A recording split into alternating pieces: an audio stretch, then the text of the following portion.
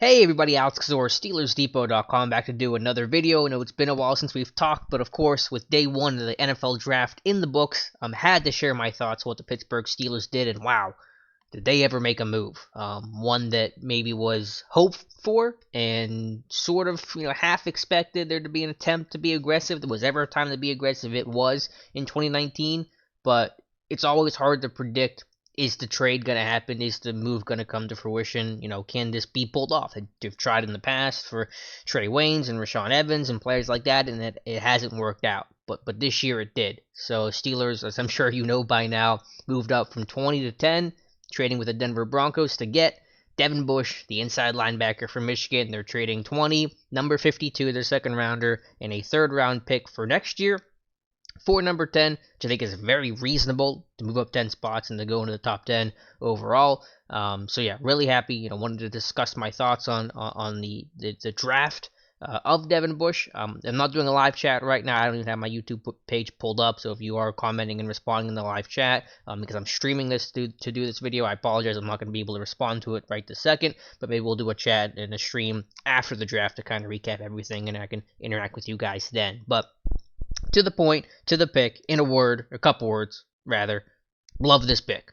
Love this trade. This was the guy, and this was their guy. And if there was anybody in this draft that you were going to reasonably and realistically trade up for, as much as, Devin White would have been nice, to go to 5 just wasn't happening, it was Devin Bush.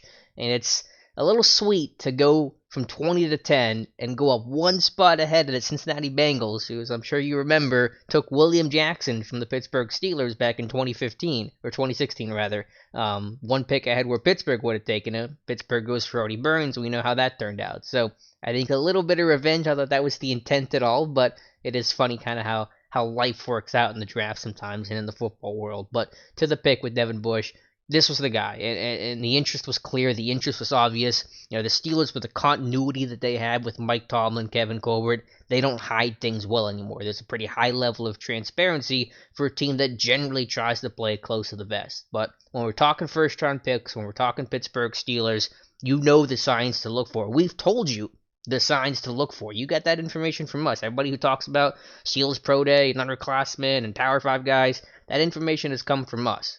We're the ones that have researched it and looked at it and really kind of try to create this science as much as we can. The draft certainly can be more art than science, but in some ways for Pittsburgh, it is kind of scientific, and there's some trends to look at. And Bush hit every single box that you could look at.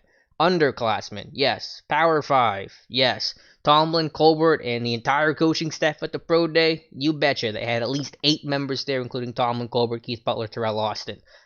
Sparky dude, they don't come much more sparky than a dude that runs 4.43.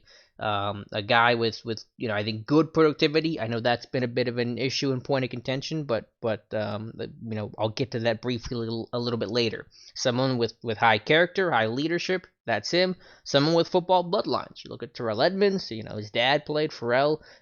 Colbert drafted him in Miami back in '85. He's got his brothers in the NFL. TJ Watt, we know the bloodlines there. Devin Bush's dad, Devin Bush Sr., played safety in the league for a long time. I believe he won a Super Bowl. And the interesting connection there, and you may have seen me tweet it or talk about it recently on a podcast, is that in 2001, 2002, I believe, or somewhere right around the early 2000s, Devin Bush Sr. was a safety for the Cleveland Browns. Now, who was the linebackers coach for the Cleveland Browns over that time? Keith Butler. So there's that little connection there. And again, Tomlin confirmed that they had a pro day dinner with Devin Bush, which isn't surprising. We didn't know that information. We only knew about Chase Winovich, but you check that box off too. Pro day dinner. I mean, it fit better than anybody else. It was a position of need. And if there was a guy that they were going to trade up for and make a move for, everybody knew it. It was Devin Bush, and they did. And I think the value is strong. Does it hurt a little bit to give up that second-round pick? Yeah, because it's a deep draft, and you want to collect the talent, and you're looking at the draft and saying, when are you going to get the corner? When are you getting the receiver? Where's your dime guy coming in? I get it. But when you have your guy, and this was their guy, and you trade whatever, realistically and reasonably makes sense to trade for him. And I think to give up a second and a third next year, when you have 10 picks in this draft. And I thought Kevin Colbert framed it well and said we got a high third-round pick at 66 overall. That's the second pick of the third round. You're picking at 83. You got 10 picks overall in this thing. You got a third-round comp hit likely coming to you next year, so you can trade next year's third now, knowing you're going to have that compensatory pick in all likelihood for Le'Veon Bell. This was just the stars aligning to make a move.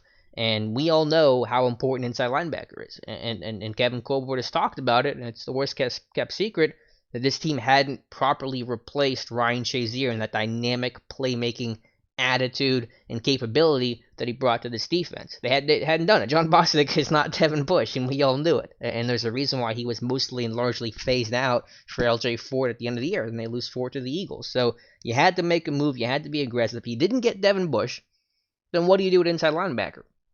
There was just a Grand Canyon steep drop-off from Devin White and Devin Bush to whoever your third inside linebacker is, whether that's Blake Cashman, Mack Wilson, Jermaine Pratt, and those are some guys that the team didn't show a lot of interest in. They showed some interest in Mack Wilson, but Cashman and Pratt, they really hadn't. So you're probably looking at getting like a David Long in the third, fourth round, a Ben Burke-Irvin from Washington probably in the fourth, fifth round, who I love Ben Burke-Irvin, but I understand he's not Devin Bush, and he's not that first-round guy that just, wows you and blows you away and say this is a 10-year starter and a guy that can make a short and long-term impact for me. I understand that risk, and plus, the odds of just getting that player, you might not get him. You might get taken in the mid-rounds, and then, you're really in a bad place, and you're in the same spot last year where you don't draft an inside linebacker at all because you're sitting there going, we don't have a guy there that fits, and we can't make it work. And Colbert said last year and this year that the depth at inside linebacker and off-ball linebacker isn't good.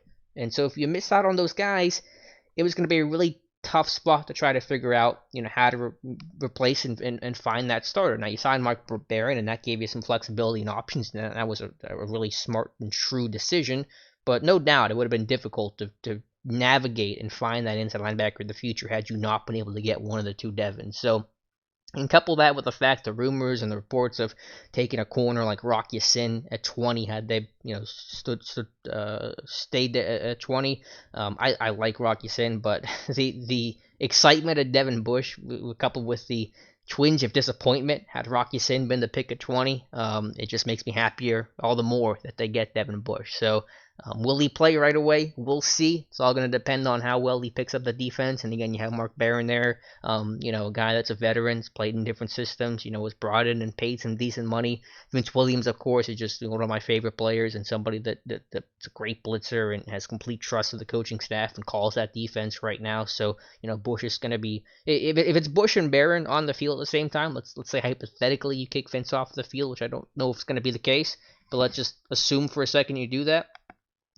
Barron or Bush, one of the two is going to have to call this defense. You got Barron, who's a veteran, but a new guy to the system, new guy to the coaching staff, and of course Devin Bush, who's a rookie. So, that's probably not the most likely scenario the way that Kevin Colbert framed it after the draft was talking about Barron and Bush kind of being in the same spot, that Mac linebacker. Vince Williams is the Buck linebacker.